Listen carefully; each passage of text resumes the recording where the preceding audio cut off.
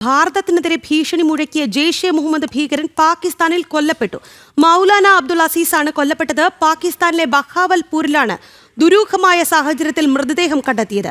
ഭാരതത്തിനെതിരെ അടുത്തിടെ വിഘടനവാദ ഭീഷണി ഉയർത്തിയ ഭീകരനാണ് മൗലാന അബ്ദുൾ അസീസ്. വിവരങ്ങൾ നൽകാനായി ഐസൻ ജോസ് ഉണ്ട്. ഐസൻ, ഭാരതത്തിനെതിരെ നിലപാടെടുക്കുന്ന ഒരു ഭീകരൻ കൂടി, അല്ലെങ്കിൽ ഭാരതത്തിനെതിരെ നീക്കങ്ങൾ നടത്തുന്ന ഒരു ഭീകരനെ കൂടി ദുരൂഹ സാഹചര്യത്തിൽ മരിച്ച നിലയിൽ കണ്ടെത്തിയിരിക്കുകയാണ്. വിശദാംശങ്ങൾ.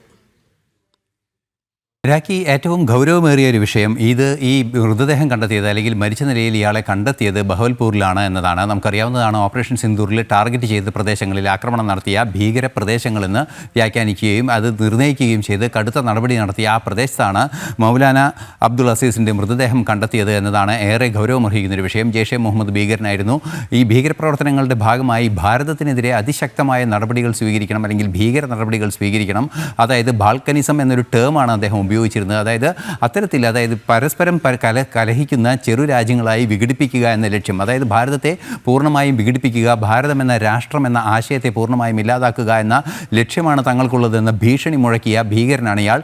ഈ ഭീകരനെയാണ് ഇപ്പോൾ കൊല്ലപ്പെട്ടതായി കണ്ടെത്തിയിരിക്കുന്നത്. എന്നാൽ നമുക്ക് പാകിസ്ഥാൻ്റെ ഭാഗത്തു നിന്നോ അല്ലെങ്കിൽ പാകിസ്ഥാനിലെ സൈന്യത്തിൻ്റെ ഭാഗത്തു നിന്നോ ഇയാൾ കൊല്ലപ്പെട്ടതായുള്ള ഔദ്യോഗിക സ്ഥിരീകരണം ലഭിച്ചിട്ടില്ലെങ്കിൽ കൂടി ജെയ്ഷെ മുഹമ്മദിൻ്റെ ചില സോഷ്യൽ മീഡിയ ഹാൻഡിലുകളിലെല്ലാം തന്നെ ഇയാളുടെ മൃതദേഹ സംസ്കാര കർമ്മത്തിൻ്റെ കാര്യങ്ങളെല്ലാം തന്നെ നടക്കുന്നത് ദൃശ്യങ്ങളടക്കം പുറത്തു വന്നിരിക്കുന്നു എന്നാണ് മനസ്സിലാക്കാൻ സാധിക്കുന്നത്. മാത്രമല്ല, അനൗദ്യോഗികമായ ചില സ്ഥിരീകരണങ്ങൾ രഹസ്യാന്വേഷണ വിഭാഗങ്ങളുടെ ഭാഗത്തു നിന്നെല്ലാം തന്നെ പുറത്തു വരികയും ചെയ്യുന്നുണ്ട്. നിലവിലെ സാഹചര്യത്തിൽ ഭാരതത്തിനെ വിഘടിപ്പിക്കും, ഭാരതത്തിനെതിരെ വിഘടനവാദ ഭീഷണി മുഴക്കിയ മൗലാന അബ്ദുൾ അസീസ് എന്ന് പറയുന്ന ഭീകരൻ കൊല്ലപ്പെട്ടിരിക്കുന്നു എന്നാണ് മനസ്സിലാക്കാൻ സാധിക്കുന്നത്. ഔദ്യോഗിക സ്ഥിരീകരണം എത്തിയിട്ടില്ല എന്നതൊരു യാഥാർത്ഥ്യം തന്നെയാണ്.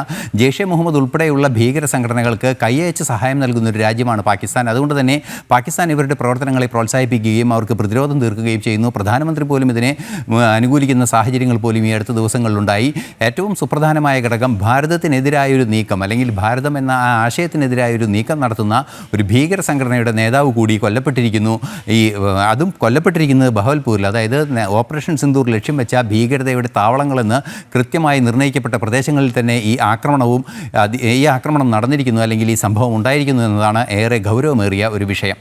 രാഖി, ഭാരതത്തിനെതിരായ നിലപാടെടുത്ത, അല്ലെങ്കിൽ ഭാരതത്തിനെതിരെ ഭീഷണി മുഴക്കിയ ജെയ്ഷെ മുഹമ്മദ് ഭീകരനെ പാകിസ്ഥാനിൽ വെച്ച് തന്നെ ആരോ വകവരുത്തി എന്ന വിവരമാണ് പുറത്തുവരുന്നത്. മൗലാന അബ്ദുൾ അസീസാണ് കൊല്ലപ്പെട്ടിരിക്കുന്നത്. പാകിസ്ഥാനിലെ ബഹാവൽപൂരിലാണ് ദുരൂഹമായ സാഹചര്യത്തിൽ ഇയാളുടെ മൃതദേഹം കണ്ടെത്തിയത്.